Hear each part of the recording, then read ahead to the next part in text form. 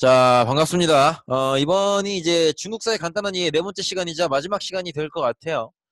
어, 근데 영상이 조금 길어질 수도 있어요. 뭐, 그렇게 생각을 하시면 되겠고, 과제는 늘 그랬듯이 이제 캡처 한 장 올리시면, 과제방에 올리시면 되겠습니다. 그렇게 보시면 되겠고, 뭐, 중국사가 끝난다고 해서, 모든 게 다 끝나는 건 아니에요. 그 뒤에는 또 다른 내용과 어떤, 영상 강의들이 준비되어 있으니까, 준비되어 있지는 않지만, 계획 중에 있으니까 그렇게 알고 계시면 되겠고, 어, 우리가 이제 마지막 시간인 만큼 한 번씩 쭉 돌아보면 우리가 아마 제 기억이 맞다면 첫째 시간에 한 요 정도 요 정도 봤던 것 같고, 그다음에 두 번째 시간에 아닌가? 첫째 시간에 요 정도 봤나요?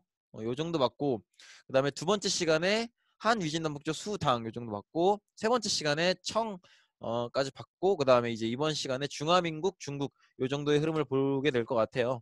한번 천천히 보도록 합시다. 우리가 이제 지난 시간에 봤던 내용은 청나라가 성립되는 것까지 봤었죠. 지금부터는 청나라가 조금씩 약해지고 무너지고 그 뒤의 역사, 중화민국, 현재 중국 이렇게 보시면 되겠습니다. 자, 청나라가 약해지는 모습을 볼 텐데 청나라는 기본적으로 건국이 된 뒤에 강희제, 옹정제, 걸륭제 이런 세 사람의 그 능력 있는 황제들을 겪으면서 굉장히 오랜 기간 동안 좀 평화로움 그리고 전성기를 유지하게 돼요. 이게 이럴 수 있었던 게 뭐냐면 이 청나라에는 특이한 태자를 뽑는 방법이 있었는데 뭐냐면 현재 황제가 태자 밀건법이라고 해서 어, 왕자들을 쭉 보고 이제 황제 제목으로 적절한 사람을 이제 적어서 일정한 약속된 곳에 넣어둬요. 그러면 이 태자들은 누가 이제 황태자가 될지 몰라요. 그러니까 즉위자가 결정되기 직전까지 끊임없이 태자들이 경쟁을 하는 거죠. 그래서 그런 과정을 통해서 다음 황제를 이을 황태자를 결정을 했기 때문에 이제 한 이 적어도 최소한 이 3대 황제 정도는 끊임없이 능력 있는 황제들이 올라올 수 있었던 거죠. 그래서 이렇게 3대 치세를 거치면서 굉장히 오랜 평화를 누리게 되는데 이 오랜 평화를 누리게 되는 게 물론 좋죠. 좋은데 단점이 뭐냐면 여러분들 군대 가면 그런 생각 들어요.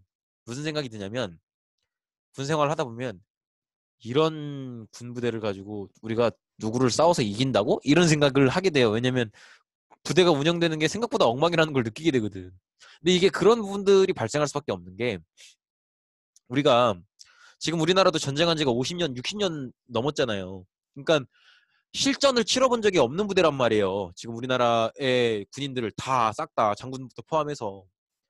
그러니까 이제 사실 실제 전투를 치러본 적이 별로 없는 사람들이 군대를 구성하고 있기 때문에 군대의 어떤 운영 자체가 조금 뭐랄까 흐트러질 수 있는 면들이 분명히 있죠.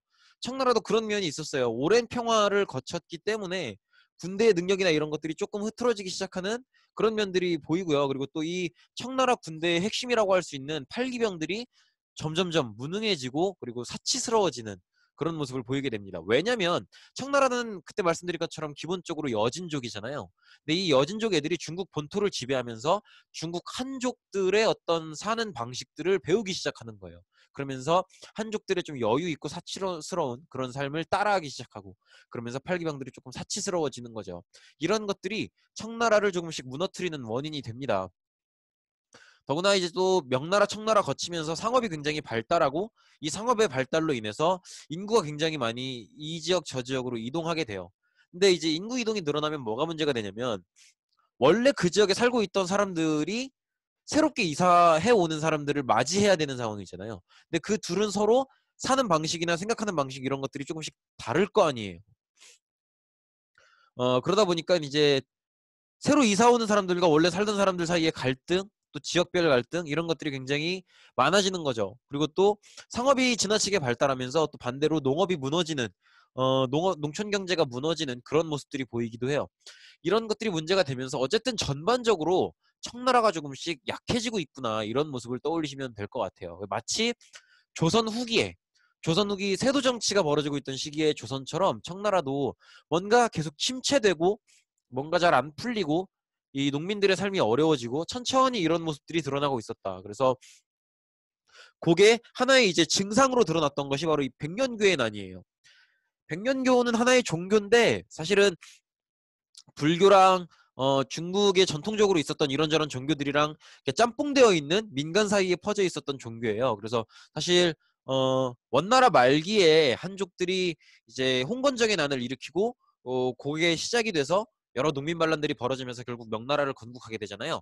그때 벌어졌던 홍건적의 난도 기본적으로는 백년교의 영향을 받아요. 그런 것처럼 사실은 이 중국의 일반 한족들이 삶이 힘들 때마다 의지하고 의존하는 게 이 백년교라는 종교인데, 이 청나라 후기 때도 조금씩 이제 농촌 경제가 무너지고 동네마다 막 이런저런 갈등들이 생기고 이런 상황들이 생기면서 사는 게 힘들어지면서 이제 백년교에 의존하게 되고 백년교를 믿는 사람들끼리 반란을 일으키는 그런 모습들이 드러나죠.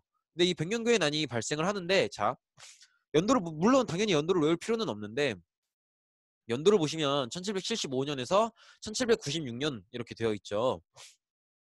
뭐 우리나라로 치면 대충 이제 숙종 영조 요 연간이 되는데, 어쨌든 사실 이 시기는 우리나라도 굉장히 고생을 많이 하던 시기기는 해요. 네, 어쨌든 이 백년교의 난을 보면 1775년부터 1796년까지 갔다. 즉 대충 빼봐도 20년 조금 안 되게 걸렸죠. 한 19년 걸렸죠. 여러분들 몇 살이에요?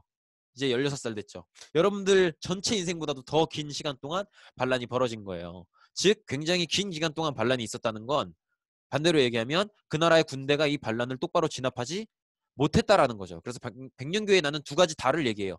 농민들이 이런 반란을 일으킬 만큼 많이 힘들어하고 있었다. 그리고 두 번째로는 이런 반란이 벌어졌을 때 이렇게 오랜 기간 동안 반란이 지속될 만큼 군대가 힘이 없었다. 이 두 가지를 다 의미합니다. 즉 청나라의 군대인 팔기병들이 굉장히 나약해져 있었다는 거죠. 이해하시겠죠? 그럼 여기서 뭐 하나를 더 떠올리셔야 되냐면, 지금 1700년 되면 유럽 열강들이 이제 막 아시아, 아프리카, 아메리카로 쫙 뻗어나가면서 식민지를 막 만들던 시기예요. 근데 청나라는 이 군대의 핵심이라고 할 수 있는 팔기병이 이렇게 약해져 있어요. 그럼 만약에 이 청나라에 유럽 열강 세력이 들여온다면, 그러면 이제 답이 없어지는 상황이 되는 거죠. 그런 상황에서 어떤 일이 발생을 하냐면 이게 벌어집니다. 아편 전쟁이요. 지금 사실 아편이라고 하는 건 식물이에요, 식물. 그 오른쪽에 있는 예쁜 꽃 있죠? 요 이제 아편인데, 요 이거 꽃 어떤가요? 예쁜가요? 길거리에서 만약에 이거랑 똑같이 생긴 사진 보이잖아요? 그럼 경찰에 신고하시면은 그 뭐야, 마약이에요, 마약. 그러니까 경찰에 신고하시면 그거 받아요. 뭐라 그러지? 현상금은 아니고 하여튼 범죄 사실을 신고하면 돈 주는 게 있는데, 하여튼 그런 걸 받을 수 있을 만큼 아편은 사실 심각한 마약이에요. 양귀비와 더불어서 굉장히 중요한 마약인데, 아편 전쟁이라고 하는 건 뭐냐면 이런 거예요. 지금 일단 청나라는 백년교의 난이 벌어지고 굉장히 힘든 상황이죠. 일단 그거 하나를 생각해 두시고, 그리고 우리가 앞서서 배웠지만 명후기부터 청나라 내내 이제 서양에서 선교사들이 많이 넘어오고 이 기독교를 퍼뜨리기 위한 선교사들이 많이 넘어오고 그들을 시작으로 이제 이 청나라도 유럽과 막 교역, 무역을 하기 시작했단 말이에요. 근데 이제 아무래도 전 세계에서 가장 많은 식민지를 갖고 있는 나라가 영국이다 보니까 청나라랑 가장 적극적으로 무역을 하는 것도 영국이었어요. 근데 이 청나라의 무역 스타일이 어땠냐면 광저우라는 지역에서만 무역을 해요. 그러니까 이 무역에 임하는, 유럽 국가와 무역에 임하는 청나라의 자세는 뭐였냐면, 사실 우리는 땅덩이가 너무 넓고 모든 산물이 다 생산이 되기 때문에 유럽 너네들이랑 무역하지 않아도 돼. 근데 너네들을 위해서, 나는 황제니까 내가 너희들에게 은혜를 베풀어주기 위해서 너네랑 무역을 허락해 주는 거야. 근데 우리는 너네가 어떤 애들인지 잘 모르겠으니까 우리도 사실 좀 조심스럽거든. 그러니까 광저우라는 지역에서만 하고, 그리고 공행이라고 하는 사람들하고만 무역하도록 해. 이렇게 한정적으로만 허락해 준 거예요, 무역을. 이해하시겠죠? 그러면 어 지금 이 PPT 화면에 보이는 광저우는 지역 이름이고, 공행이라고 하는 건 상인들이에요. 일정한 상인 집단인데 정부의 허락을 받고 유럽인들과 무역을 할 수 있는 정해진 몇 명의 상인들이에요. 그러면 영국인을 포함해서 모든 유럽 상인들은 중국과 청나라와 거래하려면 광저우라는 지역에서만 거래할 수 있고요. 그리고 광저우라는 지역을 벗어나서는 다른 지역은 갈 수도 없어요. 그리고 무역을 하려면 아무 상인이랑 해도 되는 게 아니고, 청나라 정부에서 정한 공행이라고 하는 중국 상인들 하고만 이제 무역을 해야 되고, 무역과 관련된 여러 가지 뭐 요청사항이나 정부 요청사항이나 이런 것들이 있어도 무조건 공행한테만 얘기를 하고, 공행이 지키라고 하는 것들을 다 지켜가면서 무역을 했어야 됐어요. 그러니까 굉장히 사실 유럽 입장에서는 중국이랑 무역한다는 게 굉장히 답답한 일이죠. 이런 식으로 제한을 거니까. 그래서 지금 보시면 여기 굉장히 남쪽에 있죠. 여기가 광저우예요. 여기가 광저우인데 굉장히 중국, 지금 우리나라랑 비교해 보면 굉장히 남쪽이라는 걸 알 수 있죠. 굉장히 덥고 따뜻하겠죠. 근데 이제 아까 말씀드린 것처럼 많은 유럽 국가들이 이제 중국과 무역을 시도했지만 역시 가장 적극적인 건 영국이었어요. 근데 영국이 중국이랑 무역을 해보니까 계속 손해를 보는 거예요. 그러니까 무슨 얘기냐면, 영국은 중국에다가 수출하는 건 그렇게 많지 않아요. 그런데 수입은 어마어마하게 하는 거예요. 반대로 중국은 영국한테 사들이는 건 별로 없고 영국에다가 팔기만 엄청 파는 거예요. 왜 이런 일이 발생을 하냐면, 영국이 청나라에 팔고 싶어 하는 건 산업혁명 이후에 엄청나게 빠르게 많이 만들 수 있게 된 여러 가지 면제품, 옷가지들이에요. 그런데 아까 봤었죠. 그 무역을 할 수 있었던 광저우 자체가 굉장히 남쪽에 있었던 거. 남쪽이면 따뜻하고 더우니까 옷이 많이 필요 없죠. 그냥 얇은 티 한 쪼가리 입고 다니면 끝인 거잖아요.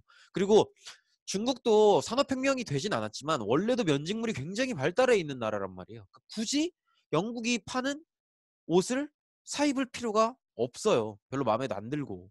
그러니까 잘 안 팔리죠, 영국 옷은. 그런데 영국 상인들이 청나라에 와 보니까 청나라의 도자기 너무 예쁘고요. 청나라의 녹차 이런 것들 너무 맛있고요. 그래서 청나라에서만 살 수 있는 다양한 상품들이 영국 귀족들 사이에서 완전 트렌드가 된 거예요. 예? 요즘 우리 뭐 아이폰, 아이팟 이런 것처럼 완전 트렌드가 돼서 막 없으면 바보 취급당하는 완전, 예? 그런 트렌드 아이템이 된 거죠. 그래서 영국 상인들은 어쩔 수 없이 돈을 벌어야 되니까, 영국에 돌아가서 팔아야 되니까 청나라로부터 어마어마하게 많은 도자기나 이런 것들을 막 사들여요. 그럼 청나라는 영국한테 그걸 파는 거죠. 이렇다 보니까 영국은 청나라의 물건을 은을 주고 사기만 하고, 중국은 영국한테 물건을 팔기만 하는, 영국 입장에서 굉장히 손해보는 무역이 계속 이어졌던 거예요. 그래서 영국 정부가 이거 좀 아니지 않나? 이거 너무 손해보는데? 이런 생각을 계속하면서 요 손해보는 무역을 해결보기 위해서 좀 극단적으로 나쁜 방법을 택해요. 그게 뭐냐면 아편이에요. 이게 굉장히 사실은 진짜 나쁜 거죠. 그러니까 영국인들 생각엔 이랬던 거예요. 마약을 한번 맛보여주면, 마약은 한번 중독되면 계속 해야 되잖아요. 한 번만 맛보여주면 고정 고객이 어마어마하게 생길 거다. 그러면 우리는 그동안 이제 청나라랑 무역하면서 손해봤던 것들을 청나라 사람들에게 마약을, 아편을 팔므로써 좀 회복할 수 있다. 이렇게 생각을 하게 되는 거죠. 그래서 영국이 이 청나라 사람들에게 아편을 팔아서 무역을 회복하기를 시도합니다. 이걸 아편 무역이라고 해요. 그리고 이 작전은 그런대로 성공합니다. 이 청나라 사람들 중에 아편에 중독하는 사람들이 엄청나게 많이 나옵니다. 그래서 막 길거리에 다니면 사람들이 막 겔겔대고 막 이러고 다니고, 막 눈 막 이상하게 뜨고 막 삐쩍 골아가지고 밥도 안 먹고 막 아편만 피고 이런 모습들. 그리고 막 매음굴이라 그래서 이제 완전 막 사람들이 아편만 빨아대는 그런 공간이 있고, 이런 상태가 돼요. 사실 정부 입장에선, 청나라 정부 입장에선 미칠 노릇이죠. 마약을 판다니 말이 안 되는 노릇이죠. 그래서 청나라가 영국한테 정식으로 항의를 해요. 이거 말이 안 되지 않느냐. 근데 사실 청나라가 영국 정부에 항의를 하던 시점은 이미 너무 이 마약 아편이 너무 많이 퍼진 상태고 중독자가 너무 많이 있는 상태라서 사실 청나라 사이에서도 이런저런 논쟁이 벌어지기는 해요. 이 청정부 안에서도 이미 아편이라는 마약에 중독된 사람들이 너무 많이 나온 상태이기 때문에 좀 논쟁이 벌어졌던 게, 엄금론, 이금론 이렇게 나뉘어요. 즉 어떤 사람들은 어느 정도 허용해주고 치료를 해주는 방향으로 가자. 그리고 아편을 사는 사람들한테는 세금을 걷는 방향으로 가자. 그렇게 주장하는 사람들이 생겼고, 또 어떤 사람들은 아니다, 절대 안 된다, 무역 절대 금지시키고 지금 발견되는 족족 피는 사람은 처벌하고 보이는 아편은 다 불태우자 이렇게 주장하는 사람들 이렇게 나뉘게 되는데 당시의 황제는 도광제였어요. 근데 도광제라는 황제는 어떤 결정을 내리냐면 엄금론 무조건 절대 안 된다라고 이제 결정을 내리게 됩니다. 그리고 도광제 자신만큼이나 강력한 엄금론자였던 임칙서라는 사람을 광저우로 보내요. 광저우로 보내서 어떻게 하게 하냐면 영국 상인들에게 모든 아편 무역을 다 제출하게 하고 불태워 버립니다. 이해하시겠죠? 사실 임칙서는 처음부터 이랬던 건 아니고요. 일단 아편을 다 빼앗긴 빼앗아요. 영국 상인들한테. 그리고 당시에 영국 여왕이었던 빅토리아 여왕한테 이제 편지도 막 보내요. 이거 다 이제 아편인 상태로 돌려드릴 수는 없지만 재산 다 이렇게 이 아편에 해당하는 만큼의 비용을 다 지불해 드릴 거고 그리고 앞으로 아편 무역 안 한다고 약속해 주시면 별일 없이 지나가겠다. 마약을 파는 건 좀 아니지 않느냐. 좀 앞으로 이런 무역 안 하게끔 해주셨으면 좋겠다. 이렇게 편지도 보내고 하는데 영국 정부가 이걸 무시해요. 그러면서 임칙서도 그래? 그러면 어쩔 수 없지. 그리고 아편을 다 빼앗아서 무조건 불태워버립니다. 근데 이제 영국 정부의 여기에 대한 입장은 뭐였냐면 팔기 전에 아편이라면 영국 상인 개인의 재산 아닌가? 그렇다면 임칙서가 이 아편을 빼앗아서 불태워버린 건 개인 재산을 침해하는 거 아닙니까? 라고 얘기를 해요. 그러면서 이건 잘못이죠. 라고 얘기를 하면서 어마어마한 군대를 끌고 와서 이제 청나라를 공격하게 되는 거죠. 이게 아편 전쟁이에요. 이해하시겠죠? 아편 전쟁은 1840년, 1856년 이렇게 두 번에 걸쳐서 벌어지는데 사실 아까 말씀드렸던 게 이제 첫 번째 아편 전쟁의 발발 이유고 두 번째는 이제 에로우 사건이라 그래서 뭐 영국의 깃발을 뭐 배에 있던 영국의 깃발을 끌어내리고 뭐 그런 사건이 있는데 어쨌든 뭐 그런 것보다는 아편 전쟁이라는 전쟁이 있었다는 것 자체를 기억하는 게 더 중요할 것 같고요. 그리고 아편 전쟁이라고 하는 전쟁 자체가 이 마약을 이용한 영국의 무역 때문에 벌어진 전쟁이다라는 큰 틀을 기억하시는 게 중요할 것 같아요. 근데 지금 배경에 아편 전쟁을 묘사한 그림을 한번 갖고 와 봤는데 어, 누가 이겼을까요? 너무 당연한 얘기죠. 중국이 아무리 인구가 많은들 어, 영국은 산업혁명을 성공한 나라예요. 이게 이 말씀을 꼭 상식처럼 알고 계셨으면 좋겠는 게 아무리 사기가 드높고 뭐 병사들이 훈련이 잘 돼 있고 뭐 장군의 전략이 뛰어나고 아무리 지랄을 해도요. 무기의 수준이 바뀌면요. 이길 수가 없습니다. 못 이기는 거예요. UFC 김동현 선수 있죠. 저랑 맞짱 뜨면 누가 이기겠어요? 당연히 제가 죽죠. 그런데 김동현 선수 맨몸이고 제가 총이 있다고 생각해 보세요. 무기의 수준이 바뀌는 거죠. 이해하시겠죠? 영국은 산업혁명을 성공시킨 나라고 영국이 갖고 있는 무기는 청나라와는 비교도 안 되게 수준 차이가 심해요. 그러니까 당연히 영국이 이길 수밖에 없겠죠. 지금 이 배경화면은 뭐냐면 이제 북경으로 넘어가는 마지막 그 황양하 강에서의 다리를 건너는 모습이에요. 그러니까 지금 여기 대포들 보이죠? 이런 식으로 이제 중국군, 청나라 군대, 팔기병 사실 그리고 이미 팔기병이 굉장히 약해져 있는 걸 우리는 봤잖아요.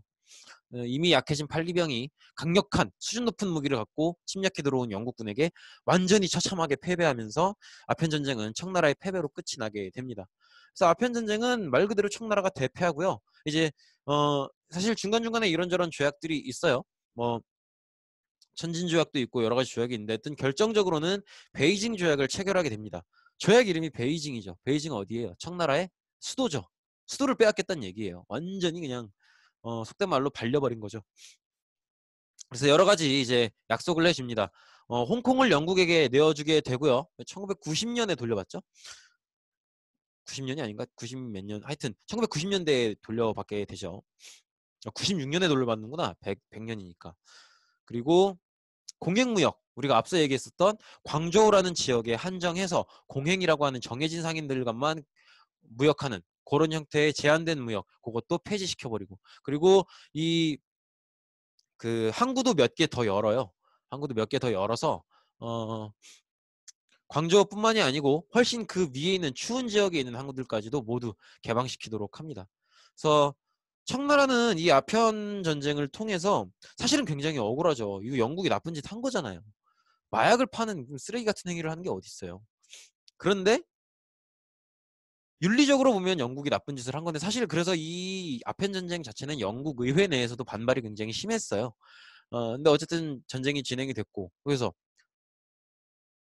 뭐 착한 사람이 늘 승리하던가요? 아니잖아요. 그죠?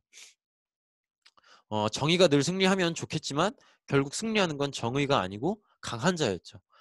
청나라는 어, 분명 영국이 아편 무역을 팔았다는 나쁜 짓을 했음에도 불구하고 전쟁을 했을 때는 어쩔 수 없는 힘의 차이 때문에 영국한테 처참하게 패배를 당하게 되면서 무슨 생각을 하냐면 이거는 현실이다. 이건 현실이고 서양의 어떤 과학이나 이런 것들을 외면하고 무시할 수가 없다. 이런 힘을 실감하게 되는 거죠. 이해하시겠죠?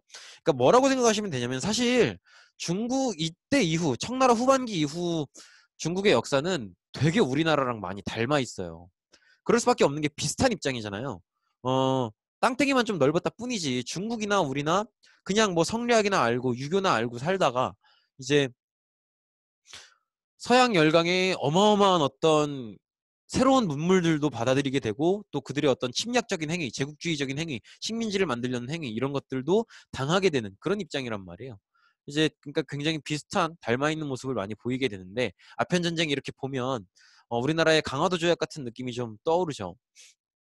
그래서 우리나라도 이제 마치 중국의 청나라의 백년교의 난처럼 이제 임술농민봉기라는 거대한 밀란을 겪었다가 이후에 얼마 안 지나서 이렇게 이들이 아편 전쟁을 겪고 어쩔 수 없이 항구를 여는 것처럼 우리도 이제 운요 사건을 거치면서 강화도 조약을 통해서 항구를 여는 모습을 보이죠. 굉장히 닮아 있는 모습이 보이죠. 자, 이런 상황이에요. 어, 그리고 지금 제가 너무 기본적인 상황이라서 뺐는데 베이징 조약의 조항에는 당연히 배상금 지불도 들어가 있어요. 너무 억울하죠. 네? 마약 때문에 전쟁을 일으킨 건데, 그죠? 태평천국운동 1851년에 벌어진 사건인데요. 어떤 사건이냐면, 자 봅시다. 일단 기본적으로 청나라는 점점 더 약해져 가고 있고, 더구나 이제 아편이 막 유행하면서 사람들도 완전 아편에 쩔어서 지내고 그러다 보니까 경제는 더 무너지고 또 아편 전쟁이 벌어졌고 졌고 아편 전쟁에서 졌기 때문에 배상금을 물어야 되고 정부 입장에선 배상금을 물어야 되니까 더 많은 세금을 걷어야 되고 그러면 안 그래도 힘든데 세금을 더 많이 내야 되는 농민들은 더 고통스럽고 청나라가 점점점 무너지는 상황이란 말이에요. 이해하시겠죠? 그래서 이런 청나라의 정치적인 문제점들이 굉장히 심각하게 벌어지고요. 그래서 이런 상황에서 홍수전이라고 하는 인물이 이미 청나라에 많이 퍼져 있는 선교사들에 의해서 많이 퍼져 있는 기독교에서 뭔가를 느끼게 돼요. 그래서 기독교 자체를 믿는다라고 하는 건 아닌데 기독교에서 뭔가를 느끼게 돼서 기독교와 비슷한 자신들만의 종교 체계를 만들게 돼요. 그 배상제회라고 하는데 이 배상제회를 중심으로 어, 새로운 배상제교라는 종교를 만들어서 요걸 바탕으로 해서 반란을 일으킵니다. 그러면서 뭘 주장하냐면 멸만흥한이라는 걸 주장해요. 멸만흥한이라는 건 뭐냐면 청나라는 여진족 즉 만주족의 나라죠.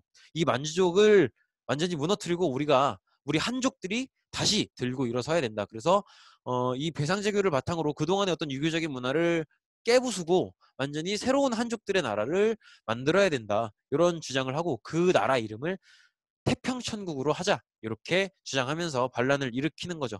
그래서 이 반란은 꽤 크게 퍼져서 강남에 있는 난징이라는 도시도 점령하고 또 난징을 수도로 삼기도 합니다. 난징은 과거 명나라 때 수도로 삼기도 했던 곳이었죠.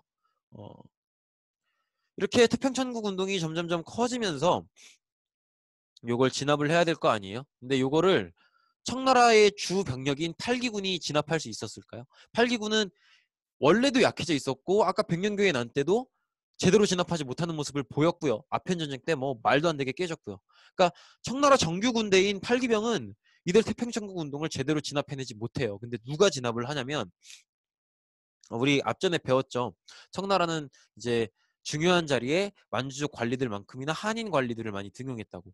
한인 관리들이 사적으로 가지고 있었던 병사들, 어, 이런 비정규군들, 군대는 군대인데 청나라 정부가 운영하는 군대가 아니고 이 청나라 안에 한인 관료들이 개인적으로 운영하는 사병들, 이 사병들에 의해서 태평천국 운동이 진압이 되게 되고요. 그 과정에서 외국 이제 열강들도 상승군이라고 해서 이 한인 관료들이 데리고 있는 사병들이 이 태평천국 운동을 진압할 때 외국 군대들도 많이 도와주게 됩니다. 이런 과정을 통해서 어쨌든 태평천국 운동은 진압이 되고, 그리고 또 이때 이 태평천국 운동 진압에 앞장섰었던 한인 관료들 중에서 이제 증국본, 이홍장 이런 사람들은 조금 기억해 두는 게 의미가 있겠죠. 지금 그렇게 보시면 되겠고, 그리고 요 태평천국 운동은 사실 청나라는 한인들이나 한인의 지배층인 신사층이 존중받았다고는 하지만 어쨌든 중국 본토를 북방민족인 여진족, 만주족이 통치하고 있는 그런 상황이잖아요. 그런 상황에서 거의 처음으로 이제 한족들이 그동안의 여진족의 다스림을 받는 걸, 통치를 받는 걸 이제 몰아내고 우리 한족의 나라를 만들어야 된다라고 하는 한족 민족 운동의 어떤 선구적인 의미를 태평천국 운동 자체가 갖는다는 것도 기억해 두시면 좋겠죠. 그 정도로 보시면 되겠고, 어 이제 어떤 상황인 거냐면, 자, 청나라 정부 관료들 입장에서 봤을 때 어떤 생각이 드냐면, 아편 전쟁 때 영국 군대한테 엄청 깨졌죠. 그때 뭘 느꼈냐면, 물론 억울함도 느끼지만 쟤네 과학 수준 장난 아니다, 이런 생각을 느꼈단 말이에요. 그리고 태평천국 운동을 진압하는 과정에서 외국 부대의 도움을 조금씩 얻으면서 역시 과학 장난 아니네, 그리고 또 도움을 얻으면서 분위기가 좀 좋게 풀려가는가, 이런 생각도 하게 돼요. 그러면서 어떤 생각을 하게 되냐면, 우리가 서양인들의 민주주의나 어떤 자유주의 이런 것들까지 받아들일 수는 없지만 저들이 가지고 있는 어떤 물건에서 적용되는 과학기술, 또 기술 수준이 높은 물건들이나 그 기술 자체, 이런 것들은 좀 받아들여야 되는 거 아니냐, 이런 주장들이 나오게 됩니다. 특히나 이 태평천국 운동을 진압했었던 한인 관료들이 그런 이제 주장을 많이 하고 또 그런 운동을 이끌게 돼요. 그래서 그 운동을 양무 운동이라고 해요. 양무 운동은 기본적으로 정신과 철학은 중국 전통의 유교를 이어가되 기술에서만큼은 서양의 좋은 것들을 받아들이자라고 하는 거예요. 그러니까 우리나라로 치면 이제 흥선대원군 집권 끝나고 이제 고종이 다스릴 때 이제 명성황후가 주도했었던 그런 여러 가지 개화 정책들, 통리기무화문 중심으로 했었던 정책들, 그런 정책들에 해당한다고 볼 수 있겠죠. 그래서 철학은 전통의 유교를 유지하되 과학기술만 받아들이자라고 하는 게 양무운동입니다. 아편전쟁에서의 여러 가지 서양 군대에 대한 경험, 이런 것들이 바탕이 된 거죠. 그래서 지금 오른쪽에 보이시는 사진, 윗사람이 이홍장이라고 하는 사람이고 아랫사람이 증국번이라고 하는 사람이에요. 그리고 우리 뒷장에서 봤었던 이 사진은 오른쪽에 있는 사진이 아니라 그림이죠. 임칙서예요. 임칙서가 아니고 홍수전이에요. 홍수전. 죄송합니다. 홍수전이고요. 어쨌든 이 양무운동, 중국의 철학은 전통의 것을 지키되 서양의 과학기술은 받아들이자라고 했었던 이 양무운동을 가장 이제 적극적으로 주도하는 두 인물이 위에 이홍장, 그리고 아래에 진국번이다. 그렇게 보시면 되겠고, 이 사람들이 이런 주장을 펼치면서 정부 주도로 여러 가지 막 공장도 세우고 외국어 학교도 세우고 외국의 유학생도 파견하고 그런 노력들을 막 해요. 우리나라도 그랬었죠. 네, 똑같이 했었는데 요게 사실은 잘 안 돼요. 이제 비용 문제도 있고요. 왜 똑같았어요. 우리도 아마 기억할 거예요. 우리도 이제 청나라에 유학생 파견했다가 너무 이제 정부에서의 지원도 자꾸 끊기고 이래가지고 이제 제대로 어떤 학습을 이뤄내지 못하고 급하게 이제 돌아왔었던 경험이 우리나라한테도 있었잖아요. 그런 것처럼 이 중국 청나라의 양무운동도 제대로 성공해내지 못하게 됩니다. 제대로 성공해내지 못하게 되고, 요 실패가 뭘로 드러나냐면 청일전쟁의 패전을 통해서 드러나게 돼요. 청일전쟁 혹시 기억하실까요? 우리 1학기 때 배웠었는데, 우리 1894년에 동학농민운동이 벌어지면서 이 동학농민운동 때문에 정부에서 청나라에게 도움을 요청하고, 그리고 청나라가 이 도움 요청을 받아들여서 군대를 보낸다고 하니까 일본도 똑같이 군대를 보내왔었죠. 그래서 벌어진 전쟁이 바로 청일전쟁이었죠. 근데 그 청일전쟁에서 청나라가 완전히 깨진단 말이에요. 그래서 우리가 영국은커녕 일본한테도 못 이기는구나. 사실 청나라는 그동안 일본을 되게 한 수 아래로 봤었는데 일본은 이미 개항이 되어 있는 상태였죠. 근데 이게 유럽 열강은커녕 이렇게 나름대로 우리도 양무운동 한다고 기술 받아들인다고 막 공장도 짓고 학교도 세우고 했는데도 불구하고 일본도 못 이기는구나, 이렇게 양무운동의 실패가 드러나게 됩니다. 그러면서 벌어지게 되는 게 뭐냐면 변법자강 운동이에요. 변법자강 운동은 이 용어를 가만히 보시면 어떤 운동인지 눈치챌 수 있어요. 변법, 법을 변하게 한다는 거예요. 법을 바꾼다는 거죠. 벌써부터 마인드가 바뀌고 있죠. 우리 앞에서의 양무운동은 중국의 전통과 철학을 지키되 기술만 받아들이자라는 거였죠. 근데 지금 여기서는 법을 바꾸자라고 하고 있어요. 법이라고 하는 건 그 나라의 전통과 철학이 담겨 있잖아요. 근데 그 법을 바꾸자고 하는 건 중국의 전통과 철학에 대해서도 뭔가 다시 한번 생각해보자라고 하는 거죠. 그리고 자강은 스스로 강해지겠다는 거죠. 그래서 마치 우리나라의 갑신정변이랑 혹은 독립협회 그 움직임이랑 비슷하다고 보시면 될 것 같아요. 우리도 그냥 무조건 우리 전통 철학 지키고 기술만 받아들이자 이거보다는 한 걸음 더 나아가서 우리가 어떤 서양인들의 어떤 정치 제도, 철학 이런 것들도 한 번 더 긍정적으로 바라보고 배울 수 있는 것들은 철학이나 제도, 전통, 문화, 정치 이런 측면들도 받아들이자. 이렇게 주장을 했던 게 이제 변법 자강 운동입니다. 가장 대표적으로 주장했던 사람은 캉리웨이, 량치차오 이 두 사람이고요. 그 지금 아래 사진에 있는 왼쪽 사진이 캉리웨이고요. 오른쪽 사진이 량치차오 혹은 양계초라고 부르는 사람입니다.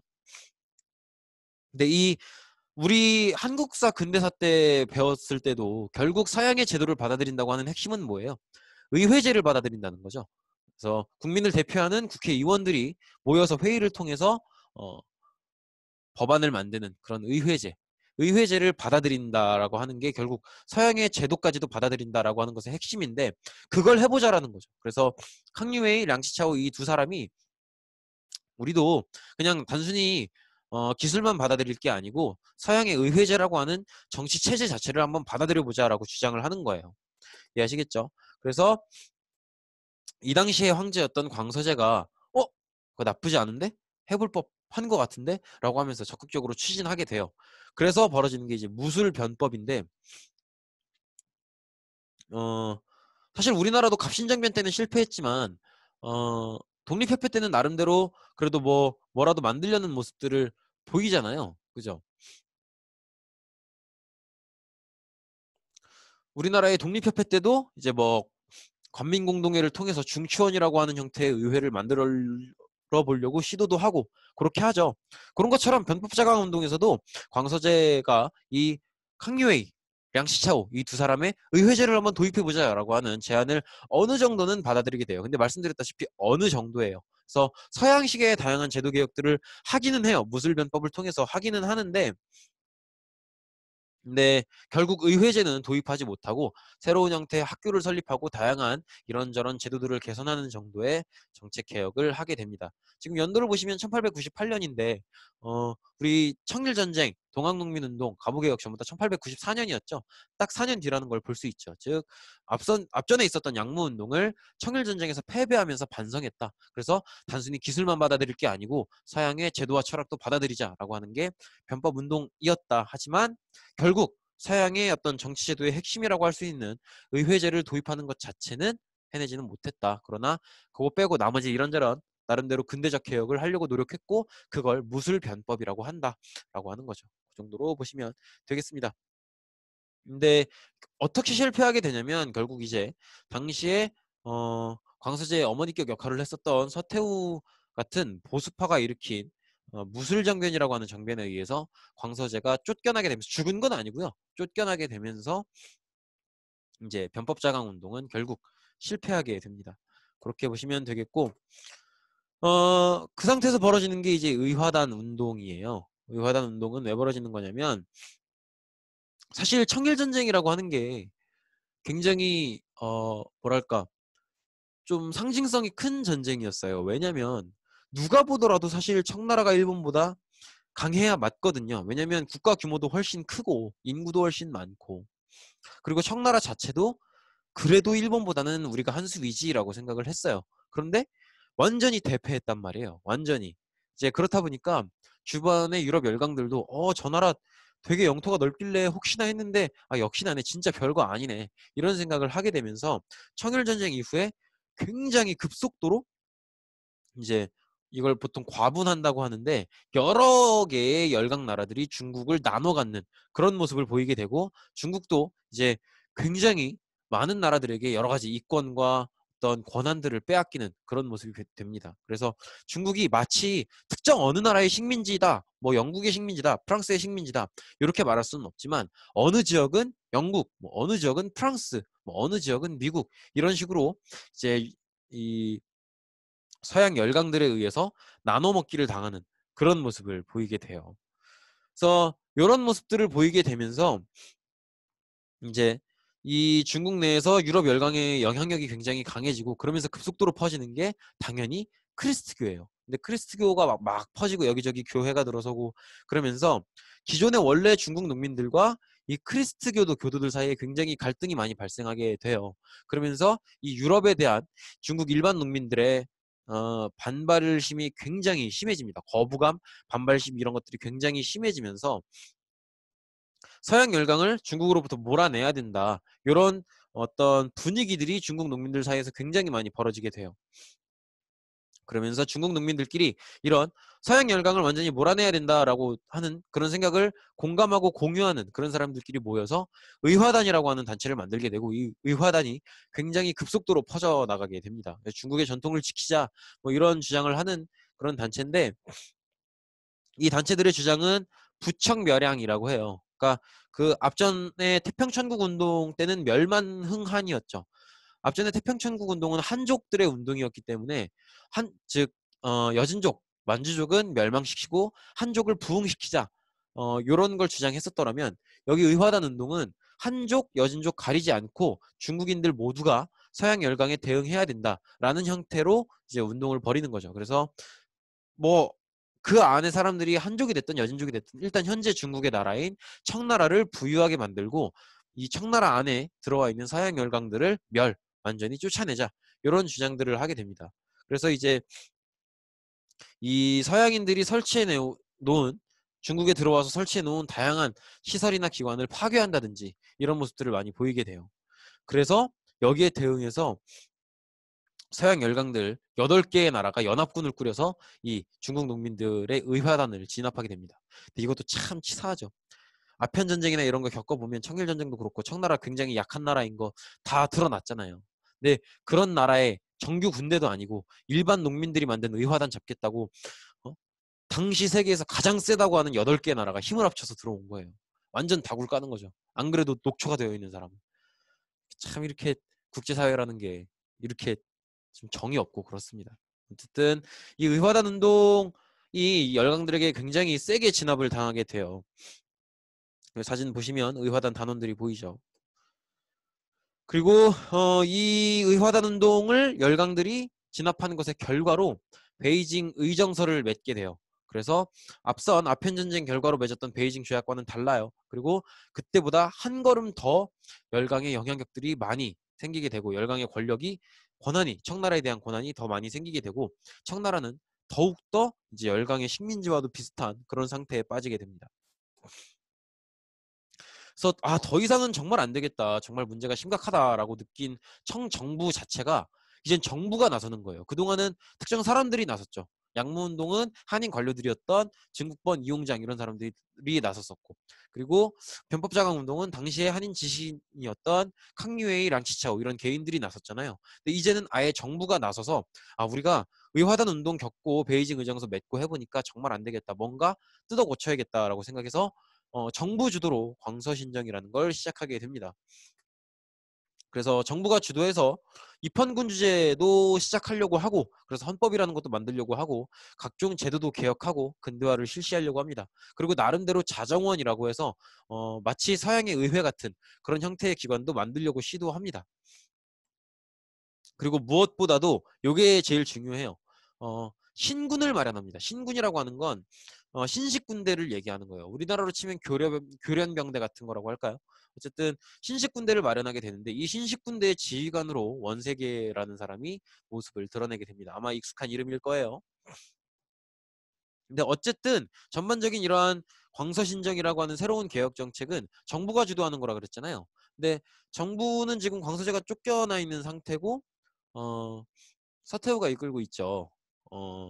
근데 그 정부 자체에 그 정부를 구성하는 사람들 사이에 보수적인 뭔가를 바꾸기 싫어하는 그런 사람들이 많이 있단 말이에요. 그런 사람들이 일단 이제 의화단 운동을 겪고 나서 베이징 의정서 맺고 나서 도저히 안 되겠다. 그래도 뜯어고치긴 해야겠구나라고 생각해서 겨우겨우 시작한 게 광서신정이지만 조금씩 해보다가 결국 원래 자기의 뭔가 바꾸기 싫어하고 변화하기 싫어하는 보수적인 스타일로 돌아오는 거죠. 돌아와서 결국 광서신정은 별 성과를 많이 못 내게 됩니다. 그러던 와중에 광서제가 죽고 나서 마지막 황제인 청나라의 마지막 황제인 선통제가 몇 살 때 올라오더라. 10살 채 안 돼서 올라온 4살인가 5살인가 굉장히 어린 나이에 선통제가 즉위를 하게 됩니다. 그럼 당연히 주변 어른이 섭정을 대신 정치를 하게 되겠죠. 그래서 이 마지막 황제 선통제의 친척이었던 순친왕이 섭정을 하게 되는데 순친왕은 완전 흥선대원군 같은 사람이에요. 뭐 개혁 필요 없고 우리는 바꿀 것도 하나도 없고 우리는 완전히 그냥 그동안의 전통의 청나라만 지킨다. 그런 생각으로 꽉 차 있는 사람이란 말이에요. 그래서 그런 사람이었던 순친왕이 이제 섭정을 시작하게 되면서 광서신정은 사실상 포기하고 그리고 완전히 극단적으로 보수적인 그냥 전통의 옛날의 그 청나라만 지킨다. 요 방향으로만 가게 되는 거죠. 자, 이 정도 되니까 변법 자강 운동도 잘 안 돼. 그러니까 지식인들이 시도했었던 변법 자강 운동도 잘 안 됐고 정부에서 시도했었던 광서신정도 결국엔 잘 안 됐고 이렇게 뭔가 황제가 존재하는 상태에서 의회를 만들어 보자는 운동이 다 잘 안 됐단 말이에요. 그래서 어떤 얘기가 오고 가냐면 아예 황제라는 제도 자체를 없애야 되는 거 아니냐. 그리고 공화정으로 가야 되는 거 아니냐. 그러려면 황제 자체를 몰아내는 거니까 혁명이 필요하다라는 생각을 하게 돼요. 그런 생각을 했던 대표적인 사람이 지금 화면에 보이고 있는 굉장히 흐뭇하게 웃고 있는 아저씨죠. 순원이라고 하는 사람입니다. 어마어마한 사람이에요. 광서신정이 실패하고 입헌군주제가 아니라 공화제가 필요하지 않느냐 이런 주장들이 어, 일어나기 시작합니다. 공화제를 만들겠다고 하는 건 현재 황제를 어떻게 하겠다는 거예요? 몰아내겠다는 거죠. 그럼 사실 이건 그동안 황제 편에 있었던 황제의 친척들이나 황제의 형제들이나 황제를 따르고 있던 관료들, 신하들 다 적으로 돌려 세우는 거죠. 그래서 거의 하나의 혁명의 수준이란 말이에요. 이런 공화제의 필요성들이 조금씩 주장되기 시작하면서 순원을 중심으로 흥증회라고 하는 혁명 세력이 형성되기 시작합니다. 흥중회는 몰라도 좋지만 순원이라는 인물은 반드시 알아두셨으면 좋겠어요. 이해하시겠죠?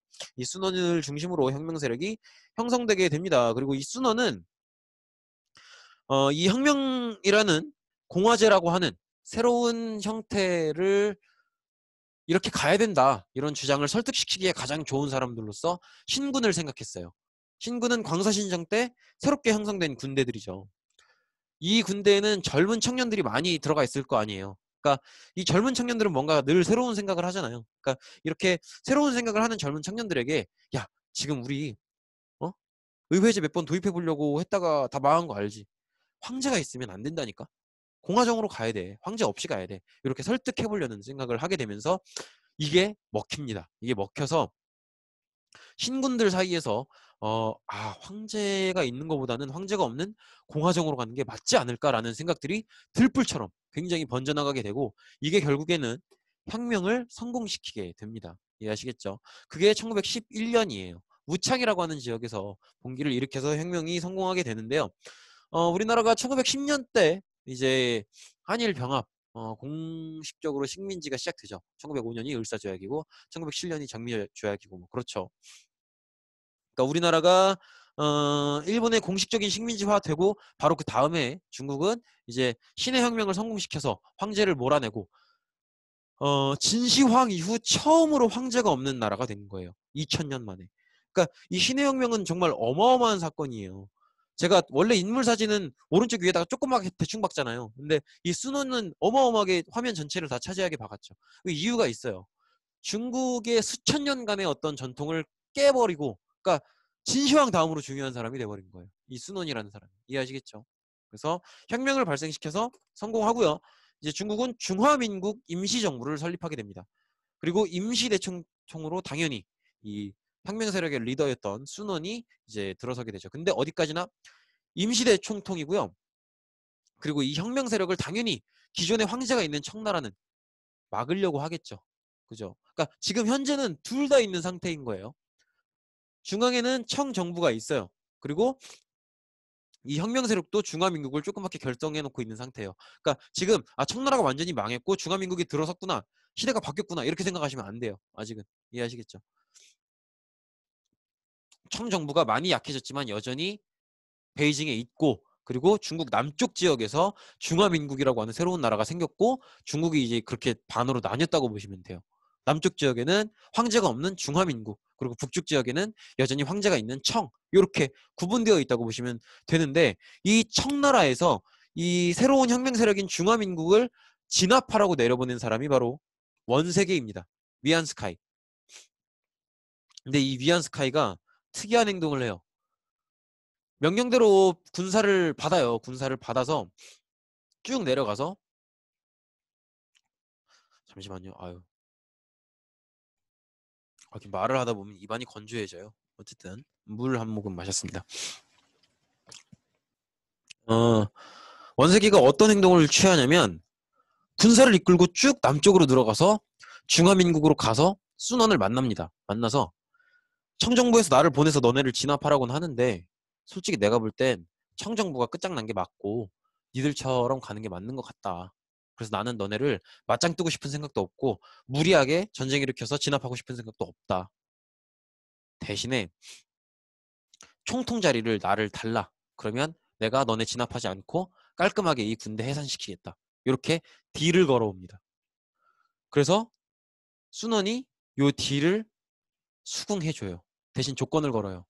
정부는 남쪽 지역에 유지할 것, 그리고 현재 청나라의 황제를 물러나게 할 것. 그래서 중국 전체가 황제가 없는 나라가 되게끔 만들 것.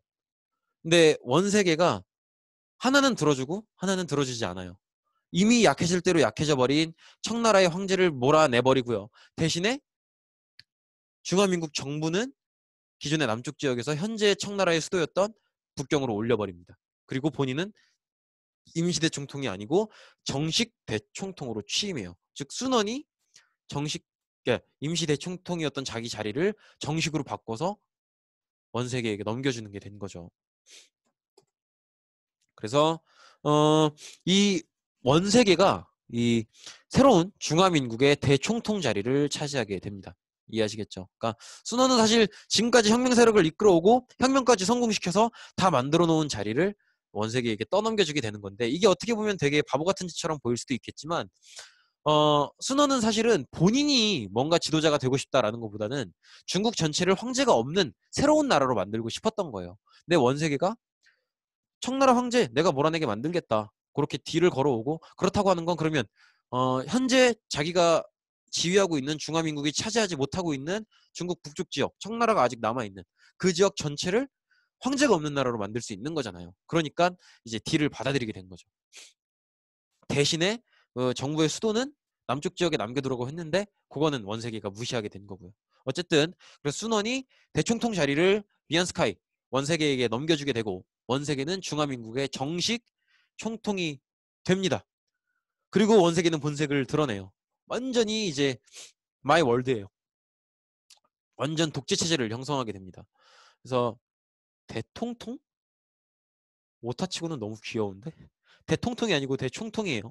대통통이면 막 어마어마하게 동그랗고 귀여운 무슨 만화 캐릭터가 막 뛰어올 것 같은데, 대통통이 아니고 대총통입니다. 귀여우니까 고치진 않을게요.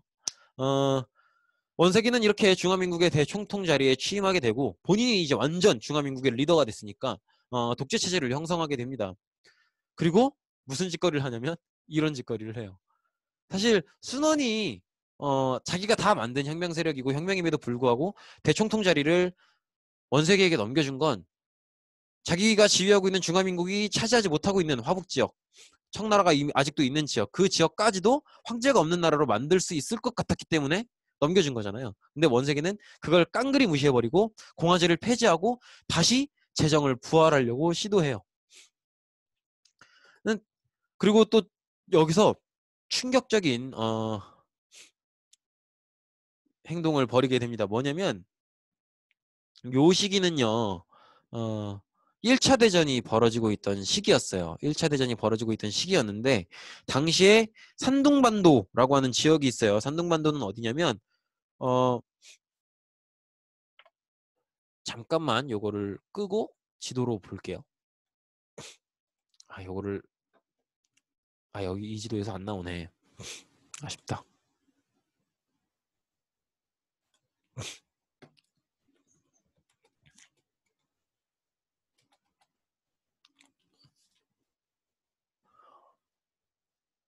우리나라가 있고 중국이 이렇게 그리잖아요, 보통. 요 지역이 산둥반도예요. 요 지역이 산둥반도인데 왜 제가 그런 얘기 했었죠. 청일전쟁을 청나라가 지고 나서 청나라가 약하다는 게 온 세계에 드러나면서 수많은 열강들이 이제 중국을 자기들끼리 나눠 먹었다고. 그때 요 지역을 차지했던 게 독일이에요. 그런데 1차 대전이 벌어지고 나서 일본은 이제 삼국 협상 측에 들어가게 되죠. 영국, 프랑스, 독일, 영국, 프랑스, 러시아에 있는 협상 측에 들어가게 되고 그리고 그 반대측 삼국 동맹 측이었던 독일, 오스트리아, 고세력은 오스만 제국, 고세력은 무너지게 되죠. 그죠? 즉 독일 제국이 차지하고 있었던 산둥반도 요 지역에 대해서 1차 대전 승전국인 일본이 이 산둥반도를 점령해 놓고 우리가 승전국이니까 여기에 대한 권리를 우리가 주장한다.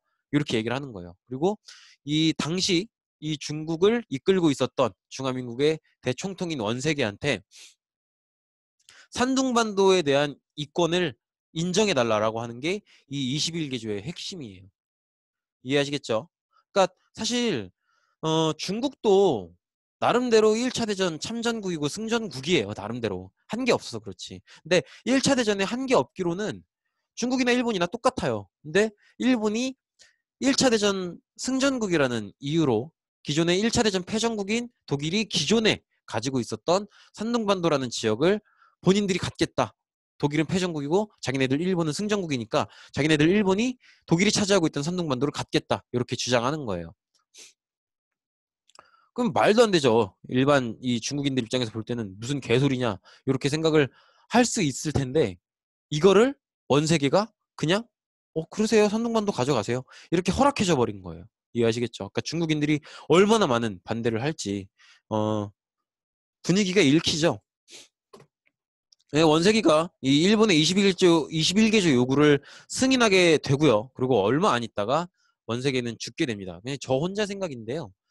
아마 이때쯤 되면은 원세기가 거의 제정신이 아닌 게 아닐까 이런 생각이 들어요. 갑자기 뜬금없이 황제정을 다시 그러니까 재정을 부활한다고 하는 건 본인이 황제가 되겠다는 거잖아요. 이런 얘기를 하는 것도 제가 볼 때는 어이가 없고 일본의 21개조 요구를 승인하는 것도 제가 볼 땐 좀 어이가 없어서 좀 죽기 직전이 돼서 제정신이 아닌 거 아닐까 이런 생각이 들긴 듭니다. 어쨌든 그렇고요. 그리고 짤막한 상식으로 여러분들이 아직 뭐 미성년자라서 이런 얘기 하기는 좀 그런데 그 굉장히 유명한 맥주 중에 칭따오 맥주라고 있어요. 그 칭따오가 이제 청도인데 요 산둥반도 인근에 있는 지역이에요. 근데 이 지역이 원래 독일이 차지하고 있던 지역이기 때문에 그렇게 이제 맥주가 유명한 거예요. 그것도 나중에 생각하시면 좋을 것 같아요. 어쨌든 이 원세계가 이렇게 죽게 됩니다. 근데 뭘 생각해야 되냐면 우리가 광서신정 때 신식군대 신군이 만들어졌죠. 그리고 순원이 혁명을 주로 설득했던 대상은 신군들이었잖아요. 그래서 중화민국은 그 신군들이 주축 세력이란 말이에요. 그리고 그 중화민국이 이제 정식 대총통이 위안스카이가 됐죠. 그리고 위안스카이가 죽었어요. 그러면 이제 중화민국은 위안스카이가 죽은 상황에선 신군들만 남아있는 상황이 된 거예요. 그리고 그 신군들이 각 중국 전체 지역에서 나름대로 군벌로 성장해서 자기 지역을 다스리기 시작하는 거죠. 그래서 신군의 여러 세력들이 각 지역에서 군벌로 형성이 되기 시작합니다. 그리고 각 지역에서 군벌이니까 군대니까 힘이 있겠죠. 그래서 자기 지역을 멋대로 다스리기 시작해요. 근데 정말 멋대로 다스려서 사실상 중국 전체를 엉망진창으로 만들어요. 멋대로 열강들에게 빚을 얻어내기도 하고 또 세금이나 이런 것들을 멋대로 뜯어내기도 하고 막 그렇게 막으려고 애썼던 아편을 멋대로 막 군벌이 나서서 길러서 이 일반 백성들에게 팔아서 돈을 마련하기도 하고 하여튼 이 군벌이 중국 전체를 아주 엉망진창 쑥대밭으로 만들어 놓습니다. 말도 안 되게 엉망진창으로 만들어 놓는데 그거 비슷하게 생각하시면 될 것 같아요. 우리 왜 그 뭐라고 해야 되니 고려 무신정권 때 보면 반란 엄청 많이 일어나죠. 근데 고려 무신정권 때 반란이 많이 벌어졌던 이유는 뭐냐면 모든 사람들이 왕에게 충성하는데 고려의 무신들이 왕을 쫓아내서 그게 아니고 정권을 잡은 무신들이 정치를 개판으로 하니까 그게 마음에 안 들어서 반란을 그렇게 많이 일으키는 거거든요. 여기서도 마찬가지예요. 군벌들이 각 지역을 장악하면서 각 지역의 군벌들이 자기가 장악한 지역을 그냥 개판으로 멋대로 다스려버리고 그러다 보니까 중국 전체가 엉망진창이 돼버리는 거죠. 그런데 잊어서는 안 될 것. 자, 순원. 순원은 대총통 자리를 위안스카이에게 넘겨줬었죠. 그리고 위안스카이는 다시 이제 황제가 되려고 하다가 뭐 일본 21개조 수용하고 뭐 이상한 짓거리 하다가 죽었죠. 순원은 죽지 않았어요. 여전히 살아 있어요. 그리고 남쪽 지역, 광동 지역에서 나름대로 자기 세력을 꾸리고 있는 거예요. 그러니까 중국은 현재 어떤 상태냐면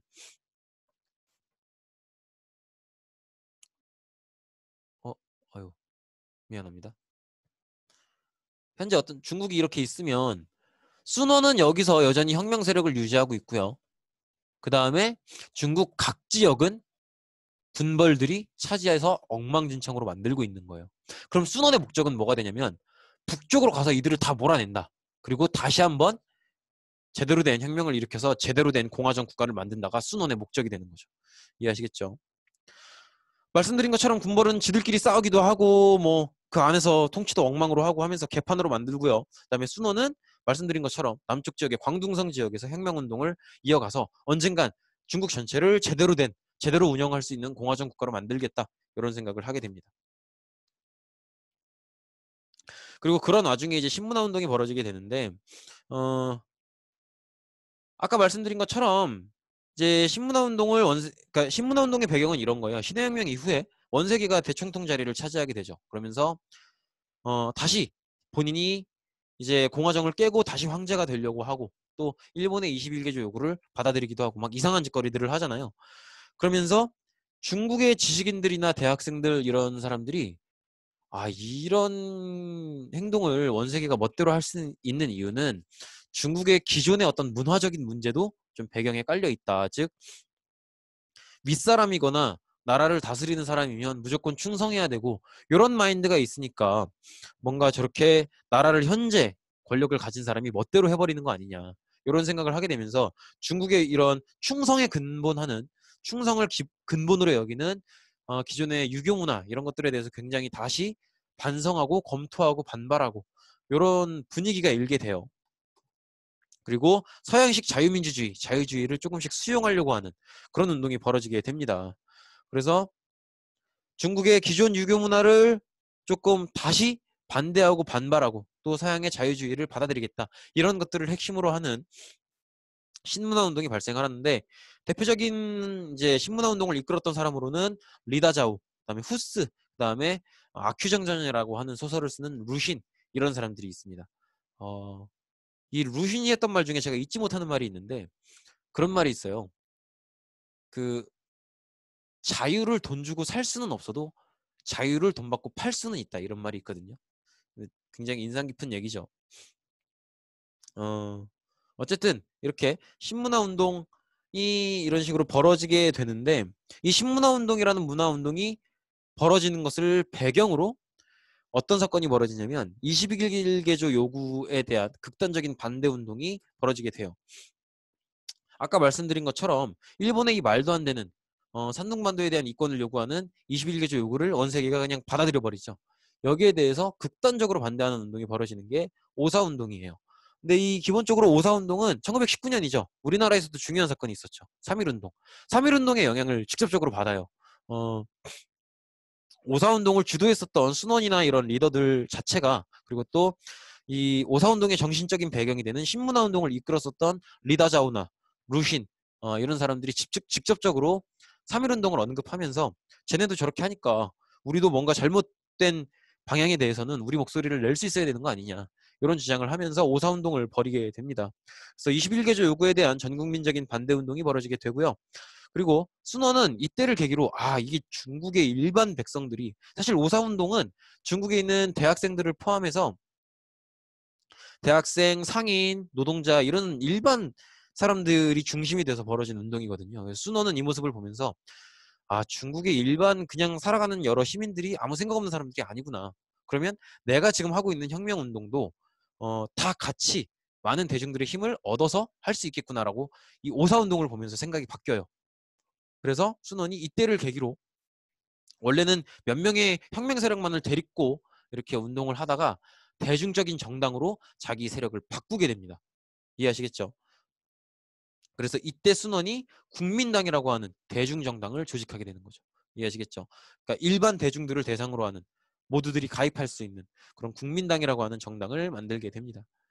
그리고 이 시기에 이제 중국에도 조금씩 사회주의가 들어오기 시작합니다.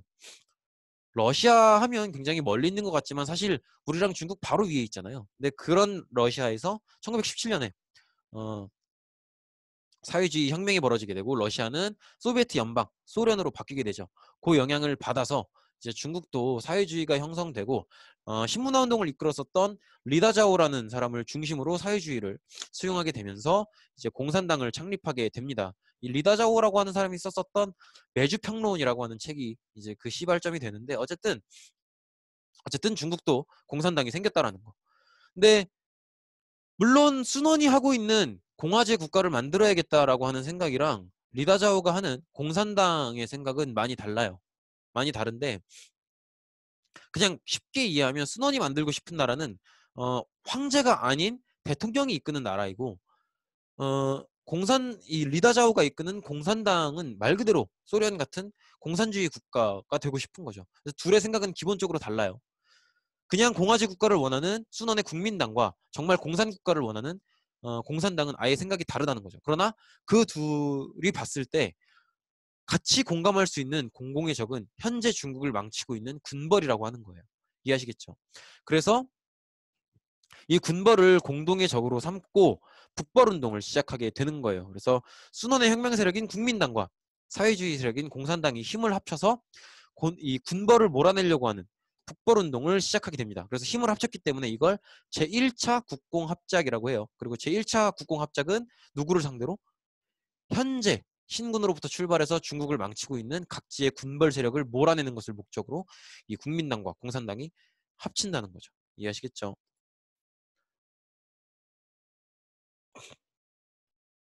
그래서 이 군벌을 몰아내기 위해선 이 국민당과 공산당도 나름대로 이 군대를 키울 수 있는 조직이 있어야겠죠. 그래서 황포 군관학교라는 걸 만들고 군벌에 대한 저항을 본격화합니다. 이 황포 군관학교는 이제 군 장교를 키우는 학교인데 우리나라에서 독립운동하는 많은 사람들도 이 황포 군관학교를 거쳐요. 특히나 김원봉이 만들었던 조선혁명당 당원들이 이 황포 군관학교의 협조를 많이 얻기도 하죠. 어쨌든 그렇고 이 황포군관학교의 교장이었던 장개석이 또 중요한 인물로 떠오르게 됩니다. 특히나 그럴 수 있었던 게 순원이 얼마 안 있다가 죽어요. 북벌운동을 이제 주도하다가 죽게 되는데 순원이 죽으면서 그 대체 인물로 떠올랐던 리더가 지금 굉장히 리더스럽지 않나요? 황포군관학교의 교장이었던, 지금 이 모습도 그 뒤에 있는 쭉 줄 서 있는 사람들이 당연히 그렇게 예상을 하시겠지만 황포군관학교의 장교들 학생들이에요. 그리고 교장으로서 이 황포군관학교 학생들을 한번 쭉 둘러보고 있는 장개석이라고 볼 수 있겠죠. 그래서 황포군관학교의 교장인 장개석이 이제 국민당을 이끌게 됩니다. 당연히 그럴 수밖에 없었던 게 황포군관학교는 군 장교를 키우는 학교니까 이 학교의 교장이라고 하는 건 국민당의 군사권을 쥐고 있는 거죠. 그래서 장개석이 이제 순원의 바통을 이어받아서 북벌을 본격화하게 되죠. 그런데 북벌을 하는 도중에 국민당과 공산당의 생각 차이가 결국 드러나게 돼요. 그래서 결국 국민당과 공산당이 갈라서게 됩니다. 왜 갈라서게 되냐면 이 북벌운동을 하는 거에 집중해야 되는데 북벌운동을 벌이고 있는 상황에서 어디 조그만 데서 노동운동이 터지고 그러면 공산당은 거기에 대해서 전폭적으로 지원해주고, 국민당은 그러지 않았으면 좋겠는데, 북벌에 집중했으면 좋겠는데, 이런 문제들이 생기면서 이 국민당과 공산당이 끝내 분열하게 됩니다. 그리고 공산당이 없는 상황에서 국민당은 장개석의 지위를 받으면서 북벌을 결국 성공하게 되는데, 그게 이제 1928년이에요. 그리고 이제 공산당은 국민당으로부터 떨어져 나왔죠. 떨어져 나온 상태에서 각지에서 이제 폭동을 일으키면서 어떻게 해서든 사회주의 혁명을 성공시키려고 하는 그런 모습을 보이게 됩니다. 그렇게 보시면 되겠고, 그리고 이 시점에서 이제 공산당이 국민당으로부터 떨어져 나와서 여기저기서 소규모 폭동을 일으키면서 사회주의 혁명을 일으키려고 막 준비를 할 때, 그 시점에서 그 혁명을 이끌면서 모택동, 마오쩌둥도 조금씩 성장하게 됩니다. 중요한 이름이에요, 마오쩌둥.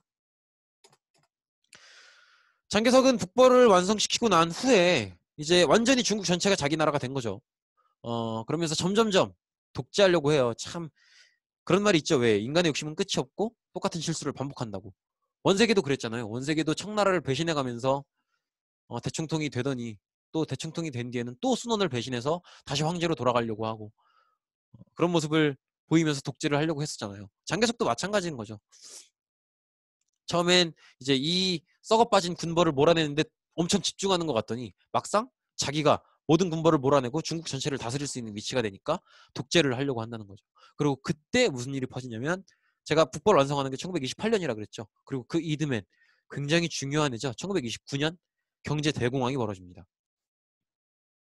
경제 대공황이 벌어지면 우리는 뭘 떠올려야 돼요? 배웠던 대로. 뭐 미국에서는 뭐 뉴딜 정책, 그리고 뭐 영국과 프랑스에서는 블록 경제 이런 식으로 대응하지만, 독일, 일본, 이탈리아 이렇게 식민지가 적은 나라들은 대응하지 못했기 때문에 침략 전쟁을 계획하게 되고, 그래서 침략 전쟁을 준비하면서 정신무장을 새롭게 하기 위해서 전체주의를 적용하고, 그러면서 2차 대전이 벌어지고, 바로 연계를 생각해 줘야죠. 2차 대전의 분위기가 조금씩 생기고 있는 거예요. 자, 일본은 경제 대공황을 말했던 것처럼 식민지가 몇 개 없기 때문에 제대로 대응하지 못해요. 그래서 침략 전쟁을 생각하게 되고, 가장 먼저 가장 가까운 곳으로 목적지로 생각하는 게 만주입니다. 그래서 1931년부터 만주 침략을 본격화하게 되고요. 이게 점점점 심해지는데, 장개석은 사실 일본이 만주를 침략해 들어오면 여기에 대한 방어를 해야 되잖아요. 그런데 그렇게 하지 않고 안내양외라는 표현을 해요. 내는 안쪽이라는 건데, 안쪽을 편안하게 해야 바깥쪽이 이제 평화로워진다. 즉 국가 안쪽을 평화롭게 하는 게 더 중요한 거다, 이런 얘기를 하면서, 지금 현재 자기가 북벌을 완성하고 군벌을 다 몰아내고 자기가 다 지휘하고 있는 상황인데, 자기한테 반대하는 중국 내의 세력은 공산당밖에 없단 말이에요. 그래서 이 공산당을 어떻게 해서든 죽여놓으려고 하는 그런 노력에 더 집중하게 됩니다. 그러니까 이런 상황인 거죠. 1930년대 1930년대 중국을 보면, 자, 우리나라가 이렇게 있고요. 그러면 일본이 이렇게 있고요. 일본이 만주로 계속 침략을 해온단 말이에요. 그런데 여기 있는 장개석은 이리로 방어하러 가는 게 아니고, 여기 안에 있는 공산당들을 공격하려고 여기에만 집중하고 있다는 거죠. 그럼 일본은 공격 안 하네? 그럼 계속 들어오는 거죠. 이해하시겠죠? 그래서 일본은 만주를 넘어서 중국, 이걸 북중국 분리공작이라고 하는데, 이 중국 반으로 딱 잘라서 이 화북지대를 전부 다 차지하려고 하는 그런 모습을 보이게 됩니다. 그래서 이걸 보다 못한 공산당이 제안을 해요. 우리끼리 그만 싸우고 일본 지금 심하게 넘어오고 있으니까 다시 힘을 합쳐서 일단 일본을 몰아내는 데 집중하자. 그렇게 얘기를 하게 되는데, 요거를 국민당 측이 받아들여요. 왜냐면 이 국민당 안에서도 지금 일본이 계속 만주 쪽으로 침략해 들어오고 있는데, 우리끼리 쟤들이 공산당이라고 해서 우리끼리 싸우는 거는 지금 시기에 맞지 않다.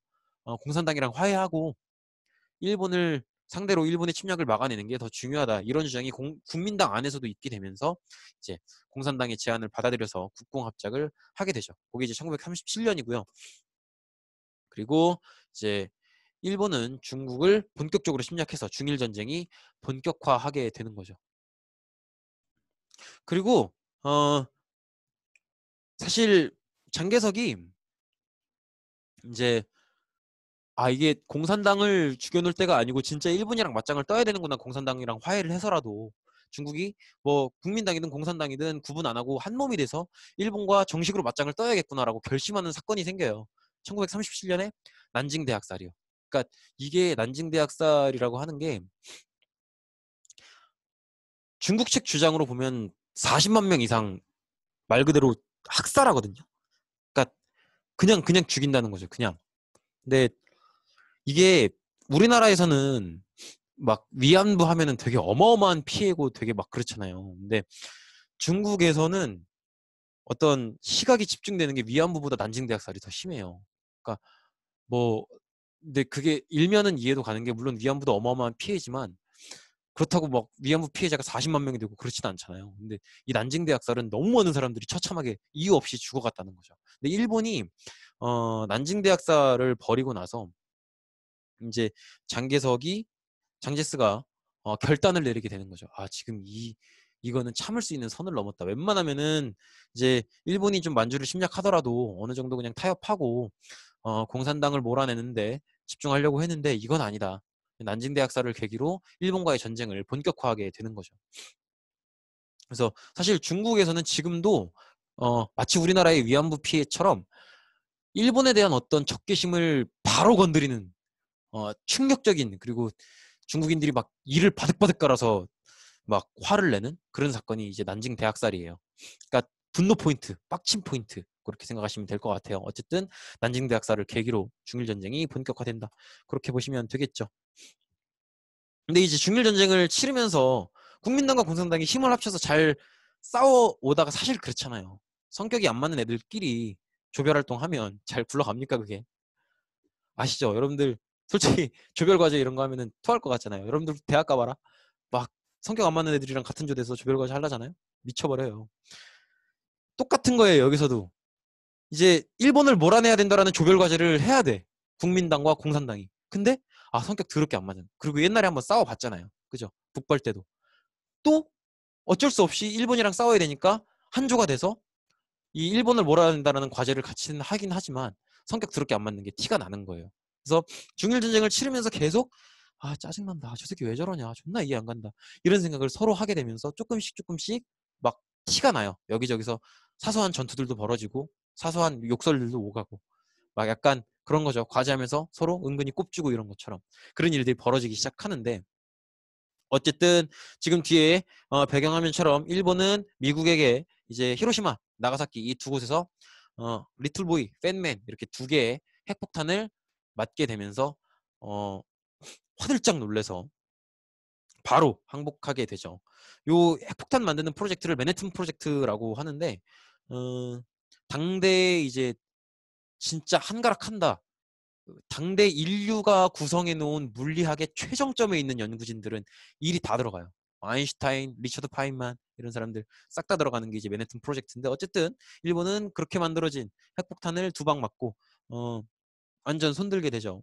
그러면서 일본이 이제 중국에서도 싹 빠져나가는 거죠. 자, 그러면 조별 과제를 다 했어요.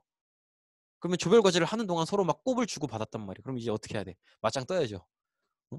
야, 너 아까 과제할 때 눈빛 죽여버려. 이런 분위기가 서로 되면서 일본이 갔으니까 이제 본격적으로 국민당과 공산당의 중국 내전이 본격화되는 거예요. 근데 이때 어 제가 늘 말씀드리잖아요. 공산당은 n분의 1을 주장한다고. 그렇기 때문에 이 공산당은 일반 중국 농민들한테 야 우리가 중국 전체를 차지하면 너네들한테 농민 1인당 몇 평씩 땅을 다 나눠줄 거야. 근데 야 국민당이 너네한테 뭐 해준다는 얘기 들어봤어? 쟤네 아무것도 없는 새끼들이야. 아무 얘기도 안 한다고. 우리는 땅을 줄 거라니까 약속할게. 이렇게 얘기를 하면서 중국 일반 백성들을 꼬시기 시작하고 중국 백성들은 그런 n분의 1로 나눠주겠다. 그게 우리 기본 철학이다라고 하는 공산당의 유혹에 넘어가게 됩니다. 그래서 공산당이 국민당에 비해서 인기를 확 끌게 돼요. 더구나 이 국민당 같은 경우에는 중일전쟁을 치르는 과정에서 굉장히 이런저런 비리들이나 이런 걸 많이 저지르는 모습을 보여요. 그런 것들이 또 중국 일반 국민들, 백성들이 국민당에 대해서 좀 안 좋은 생각을 갖게 하는 그런 계기가 되기도 했죠. 어쨌든 국共내전은 공산당이 승리를 합니다. 그래서 사실 이 국共내전을 이끌었던 게 바로 마오쩌둥 앞에서 얘기했던 모택동. 그리고 저우언라이 이런 사람들이에요. 그래서 이 이후에 이제 중국은 공산화되고 그리고 공산화된 중국을 마오쩌둥이 이끌게 되는 거죠. 지금도 중국인들은 마오쩌둥을 뭐 뭐라고 할까? 하여튼 거의 자신들의 국가의 아버지처럼 생각을 해요. 그리고 국민당은 졌으니까 어쨌든 대만으로 도망을 가고요. 그리고 대만에서 계엄령을 내리고 오랫동안 독재를 해요. 그리고 미국의 지원을 받으면서 나름대로 경제 발전을 하게 되죠. 지금 이 오른쪽에 있는 사진이 탈모가 심하게 왔네요. 모택동 마오쩌둥인데요. 잠시만요. 중화민주주의인민공화국, 즉 우리가 현재 알고 있는 중국이 성립이 되는 거죠. 그래서 그리고 당연히 그 리더는 어, 마오쩌둥이고요. 주석이라는 이름으로 마치 이승만이 우리나라의 초대 대통령인 것처럼 중국의 초대 주석으로서 마오쩌둥이 중국을 이끌게 된 거죠. 그리고 얼마 안 있다가 이제 한국 전쟁이 벌어지죠. 우리나라 기준으로 보면 1945년 광복, 1948년 정부 수립, 1950년 한국 전쟁 바쁘게 지나가는 그죠? 중국도 마찬가지예요. 중국도 공산화돼서 국국내전에서 이기는 게 1949년이고요. 그리고 그 이듬해에 바로 한국 전쟁이 벌어집니다. 그래서 우리가 기억하고 있는 것처럼 한국 전쟁에서 북한을 지원해주게 되죠. 근데 이게 한국 전쟁에서 북한을 지원하고 한국 전쟁을 치르는 게 중국한테 굉장히 중요한 계기가 돼요. 어떤 계기가 되냐면 이제 한국 전쟁을 도와주기 전에는 중국의 경제 발전이나 이런 것들이 중국인들이 잘 먹고 잘 살기 위한 경제 발전이 목적이었어요. 그런데 이제 한국 전쟁을 도와주게 되면 사실 중국이 한국 전쟁을 도와주는 이유는 한국을 예뻐해서가 아니죠. 한국 다음은 자기네니까. 그러니까 도와주는 건데 무슨 생각이냐면 만약에 한국이 저기서 지금 미국한테 밀리게 되면 즉 북한이 밀리게 되면 그러면 다음은 우리인데 우리는 그 싸움에 대비하기 위한 경제 발전을 해야 된다라고 이제 그런 식으로 사고방식이 바뀌기 시작하면서 중국의 일반 인민들을 굉장히 채찍질하게 되는 거예요. 그래서 중국의 경제를 급속하게 공산화해 나가는 모습을 보이게 돼요. 여기서 말하는 공산화한다는 건 뭐냐면 우리가 알고 있는 공산주의 경제, 즉 다양한 공장이라든지 어, 논밭이라든지 이런 뭔가를 생산할 수 있는 수단들을 전부 다 국유화하고 그리고 일반 국민들, 백성들을, 인민들을 모두 각자 자기가 알아서 일하고 팔고 그게 아니고 전부 다 국가에 등록시켜서 국가의 일꾼으로서 일하게 하고 똑같이 n분의 1로 나눠갖고 이런 시스템으로 급격하게 공산화시킨다는 거죠. 그래서 점점점 자본가를 탄압하고 경제를 공산화하게 됩니다. 사실 3반 5반 운동이라고 하는 건 뭐 기본적인 경제 윤리들을 지켜라. 그래서 뭐 경제 범죄를 저지르지 말고 뭐 공정하게 거래하고 막 이런 것들을 얘기하는데 이런 것들을 이제 캠페인식으로 벌이면서 그런 것들을 어기는 사람들을 잡아가두기 시작하면서 그런 방식으로 자본가를 탄압하는 거예요. 이해하시겠죠? 그러니까 이런 식이라고 보시면 돼요. 지금 요새 우리 막 마스크 막 쓰라고 마스크 안 쓰면 안 된다고 막 그러잖아요. 근데 그거를 마스크 안 쓰는 사람을 잡아들일 때 식당이나 이런 데 사복 경찰들 그냥 일반 사복 입고 있는 경찰들을 쫙 깔아서 한 명이라도 마스크 내리고 있으면 3초라도 내리고 있으면 바로 잡아가지고 이런 식으로 한다고 생각해 보세요. 그러면 코로나가 유행하고 있으니까 마스크를 써주십시오 이렇게 하는 건 옳은 얘기지만 그 옳은 주장을 해서 사법경찰을 배치하고 3초만 마스크 벗고 있으면 바로 잡아가지고 이러면 탄압이 되는 거잖아요. 그런 식으로 3반 5반 운동 경제적인 윤리를 지켜라 이렇게 옳은 얘기를 하는 것처럼 하면서 자본가들을 탄압했다라는 거죠. 그리고 경제를 급속하게 공산화시킵니다. 그래서 모든 공장이나 논밭 이런 생산수단들을 다 국유화하고 일반 국민들을 다 집단화시켜서 국가 조직에 몸담게 해서 국가를 위해서 일하게 하고 국가에서 모든 생산물을 n분의 1로 나눠주고 이런 모습을 보인다는 거죠. 그리고 그런 사람들을 이제 채찍질시켜서 막 경제 발전을 엄청 해야 된다. 이렇게 대학진 운동을 실시하게 돼요. 대학진 운동이라고 하는 건 이제 모든 생산수단을 정부가 이끌게 됐으니까 그 안에서 일하고 있는 사람들한테 죽도록 일해라 막 이렇게 우리는 생산을 더 늘려야 된다 막 이렇게 막 운동을 하는 거예요. 그게 대학진 운동인데 이게 그렇잖아요. 사실 뭔가 더 많이 생산하고 더 좋은 상품을 생산하고 더 좋은 물건을 생산하려면 열심히 일한다고 돼요, 그게. 기술이 좋아야지. 근데 그냥 무작정 똑같이 n분의 1로 나눠주면 내가 일을 똑바로 안 해도 n분의 1 받고 열심히 해도 n분의 1 받는 건데 누가 열심히 하겠어요. 모두가 열심히 안 하는 그런 안 할 수밖에 없는 그런 상황에서 막 열심히 하라고 채찍질을 하니까 대학신 운동이 될 리가 없죠. 그리고 무엇보다도 기술 발전이 거의 없는 상태에서 무조건 채찍질만 해요. 그러니까 대학신 운동이 실패할 수밖에 없고 또 결정적으로 이제 대부분의 공산주의 국가에서 이런 과오를, 그러니까 이런 실수를 하는데 공업이 중요하다고 판단을 해서 농업에 투자해야 될 어떤 자본이나 이런 것들을 전부 다 공업 몰빵을 하게 돼요. 근데 중국도 똑같은 짓거리를 했던 거죠. 중국의 일반 남자 농민들을 전부 다 공장에 밀어넣고 생산을 하게 돼요. 근데 기술이 없으니까 생산은 잘 안 이루어지고 어떻게 만들어낸 상품들도 다 거지 같아요. 안 팔려. 그런데 모든 남자들이 다 이제 공장으로 갔잖아요. 그러면 남아있는 여자들끼리 농사를 지어야 되는데 뭐 여자들이 뭘 못한다 이런 건 아니지만 사실 근력적인 차원에서는 어쩔 수 없이 보통은 여자가 남자보다 약하잖아요. 근데 농산일이라고 하는 게 근력이 많이 들어가는 일이란 말이에요. 그러다 보니까 어쩔 수 없이 생산성이 많이 떨어지는 면이 생겨요. 그러다 보니까 어마어마한 기아에 시달리게 되는 거예요. 그래서 인터넷 같은 데 보면은 막 마오쩌둥이 막 중국 몇 천만 명을 학살했다 이런 얘기가 나와요. 근데 그게 진짜 총으로 쏴 죽였다 이런 얘기가 아니고 대학신 운동이 실패하면서 어마어마한 기아에 시달리게 돼요. 그러니까 어마어마하게 많은 사람들이 굶어 죽게 됐다는 거죠. 그래서 대학신 운동이 대실패를 하게 돼요. 어마어마하게 실패를 하게 되고 또 이 와중에 어, 공산주의의 어머니 같은 나라라고 할 수 있는 소련과 사이가 안 좋아져요. 왜냐면 소련은 이 시기에는 이제 스탈린에서 흐르시초프로 넘어오면서 좀 미국과 화해 공존할 수 있는 분위기를 만들어 가야 되는 거 아닌가? 이런 생각을 하게 되는데 중국은 전혀 입장이 그게 아니었거든요. 그래서 미국과의 관계 설정 문제 이런 문제들 때문에 의견 차이가 벌어지면서 소련과도 갈등이 굉장히 심해지게 됩니다. 근데 사실 중국이 그나마 뭐라도 공업을 해볼 수 있는 기본적인 기술들은 다 소련이 사실은 알려주고 있는 것들이었거든요. 근데 소련이 중국이랑 사이가 안 좋아지면서 이제 기술 인력들을 싹 다 빼가고 어떤 기술도 알려주지 않게 돼요. 그러니까 대학 진흥도 실패하지 그나마 조금 소련이 도와주던 기술도 이젠 도움을 못 받지 이런 상황이 되니까 중국이 돌이킬 수 없는 어떤 경제적 어려움에 빠지게 되는 거죠. 그래서 이때 덩샤오핑, 류사오치 이런 정치인들이 나서서 솔직하게 시인을 해요. 대학진 운동은 실패했고 대학진 운동이 실패했기 때문에 너무나 많은 인민들이 피해를 입었다. 이렇게 시인을 하게 되는데 그리고 우리는 이제 대학진 운동의 실패를 극복하고 조금이라도 이제 일반 국민들이 잘 먹고 잘 사는 사회를 만들기 위해서 자본주의적인 요소를 조금은 받아들일 필요가 있다. 이렇게 주장을 하게 됩니다.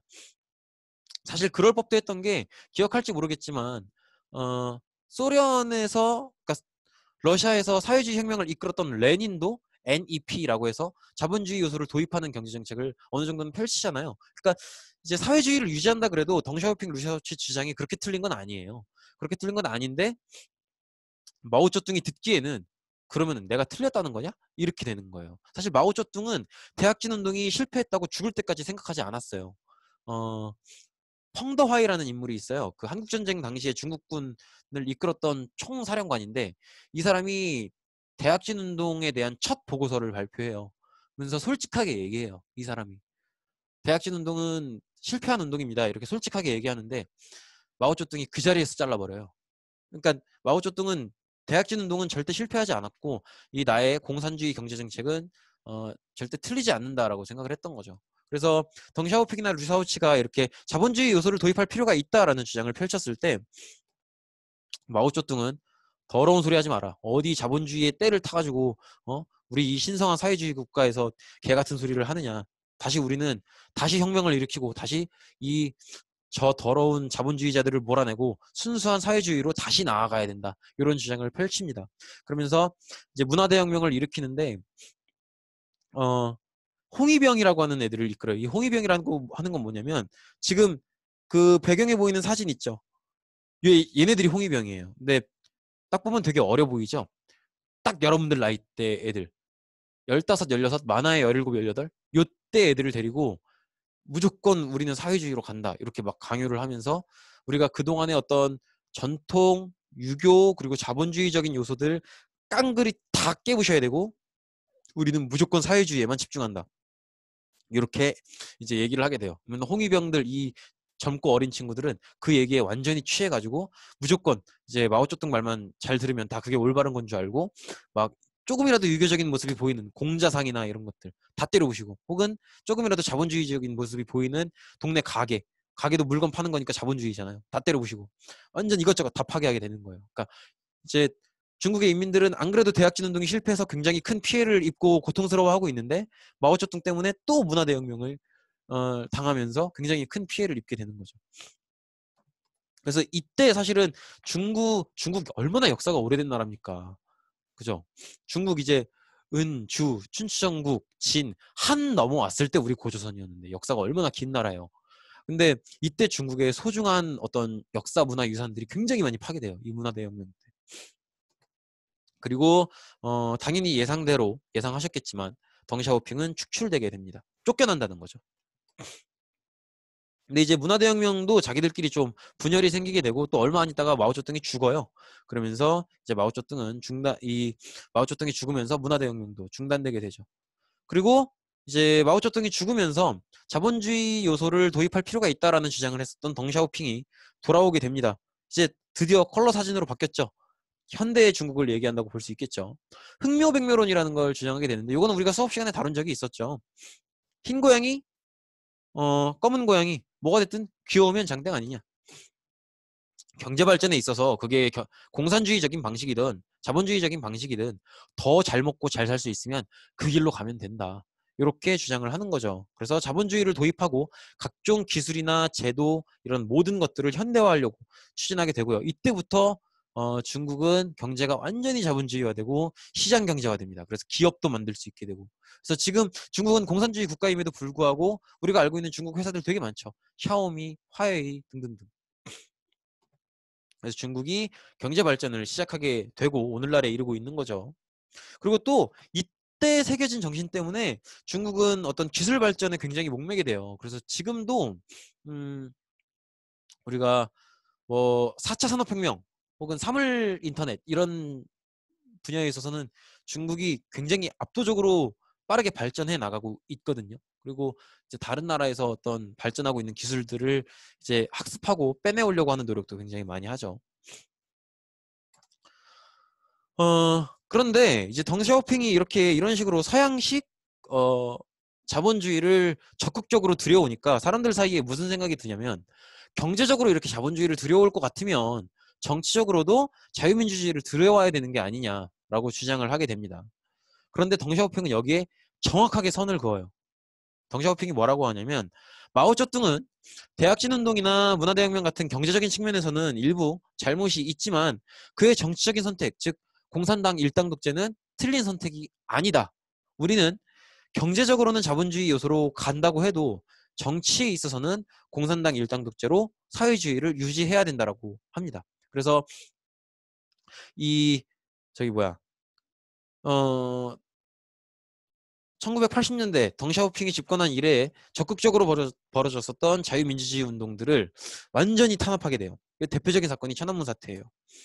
그래서 민주주의 운동을 하는 시민을 탄압하게 됩니다. 지금 보시면 아시겠지만 그림을 보시면 이거 굉장히 유명한 사진인데 어디 갔니?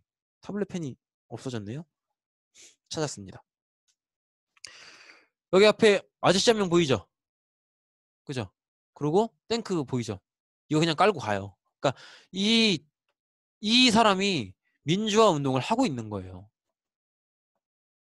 그리고 이걸 무시하고 그냥 가는 거죠. 그러니까 이런 식으로 민주화 운동을 철저하게 탄압했다. 그리고 그거 아세요? 지금도 중국에서는 학교에서 이 천안문 사태를 요게 지금 그 중국에 가면은 베이징의 천안문 광장이라고 중국에서 제일 상징적인 광장이 있는데 거기서 벌어졌던 사건이에요. 그러니까 민주화 운동을 하고 있는 시민을 탱크가 그냥 깔고 가버린 그런 식으로 민주화 운동을 탄압했었던 사건인데 요거 중국에서는 안 가르쳐요. 그러니까 이런 민주화 운동이 있었다는 사실 자체를 가르치지 않는 거죠. 1989년 하면 그 바로 2년 전 1987년에 우리가 이제 저거를 했었죠. 현재 헌법을 만든 개헌을 했었죠. 그래서 대통령 직선제가 있었고 민주주의 운동이 있었죠. 그리고 그 2년 뒤에 중국에서 이렇게 천안문 사태가 있었는데 중국은 민주주의를 끝까지 받아들이지 않았던 거죠. 1989년 하면 제가 태어난 해이기도 하고요. 뭐 그렇네요. 어쨌든 그렇습니다. 네, 이 정도로 일단은 중국사는 마치고자 합니다. 제가 태어난 연도까지 얘기했으면 올 만큼 온 것 같아서 그리고 그 이후에 중국사도 물론 있는데 이제 현대 세계를 최종적으로 정리하는 강의를 한번 마련할까 해요. 그때 다루는 게 좀 더 맞을 것 같아서 천안문 사태 이후의 역사는 그때 다루도록 하겠습니다. 네, 일단 마치겠습니다. 너무 긴 시간이었는데 고생 많으셨습니다.